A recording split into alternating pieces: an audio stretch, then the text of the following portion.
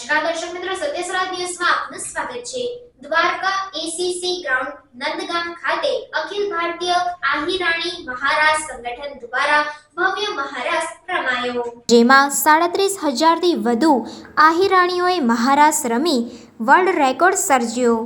દેશના ખૂણે ખૂણેથી એટલે કે America, Canada, Australia, south Africa, Dubai સહિત વિશ્વભરમાંથી આહિર બહેનો મહારાસ રમવા દ્વારકા આવી પહોંચી હતી। દ્વારકામાં ભગવાન શ્રી કૃષ્ણ પુત્રવધુ અને બાણાસુરની પુત્રી ઉષા રાસ રમ્યા હતા અને ગુજરાતમાં ગરબાની શરૂઆત થઈ હતી।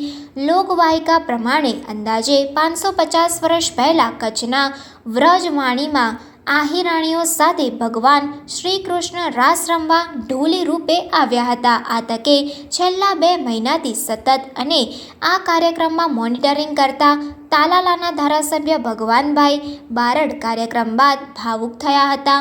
રાત દિવસ કરેલી મહેનત આખરે સફળ થતાં ભગવાનભાઈ બારડ ભાવુક થયા અને લોકોને ભેટીને ધ્રુસકે રડી પડ્યા હતા। આપણે કૃષ્ણ ભગવાનને પ્રાર્થના કરવા માટે, આજીજી કરવા માટે, વિનવણી કરવા માટે ને આપણું દેવી તત્વ ક્યાં ખોવાનું છે એ પાછું મેળવવા માટે, પાછું આપણા શરીરમાં પ્રવેશ કરવા માટે આ હીરો અહીંયા મળ્યા છે।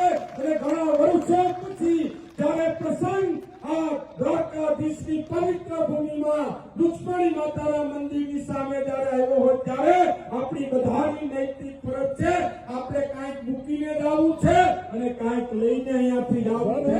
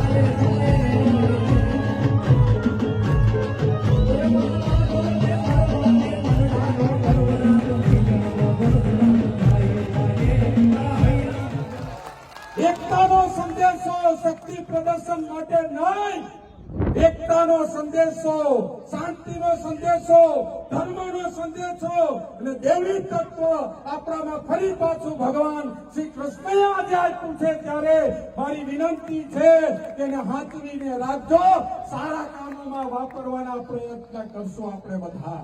એટલી તમારી પાસે વિનંતી રાખીને બધાની ફરી પાછો હું દિલની વાત કરું છું, માફી માંગુ છું, તમારા ચરણોમાં વંદન કરું છું। દ્વારકાધીશના રુક્ષ્મણી માતાના મંદિરના હિમા ચરણોમાં હું વંદન કરીને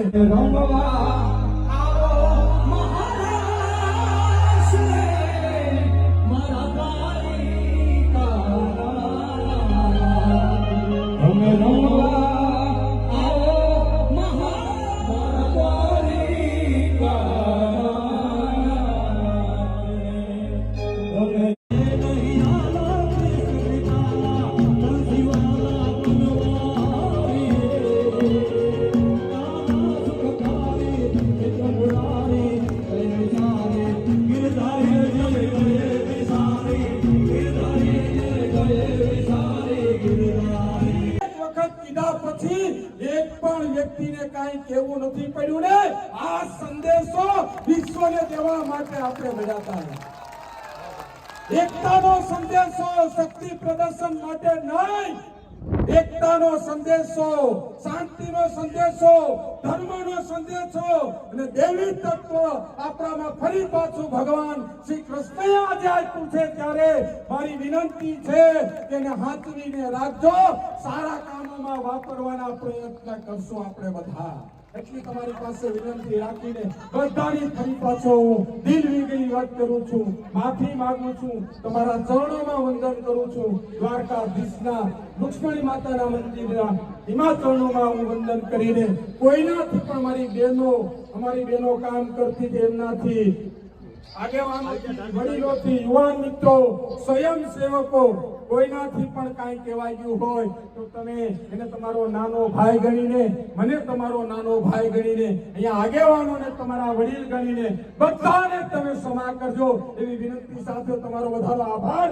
બહેનોને 5-5 ની લાઈનમાં જવાનું છે, ભાઈઓએ કહીએ અહીંયાથી અટવાનું નથી. બહેનો સમાચારોની ઝડપી અપડેટ માટે હમણાં જ સત્ય સ્વરાજ ન્યૂઝ ચેનલને લાઇક, શેર અને સબસ્ક્રાઇબ કરો.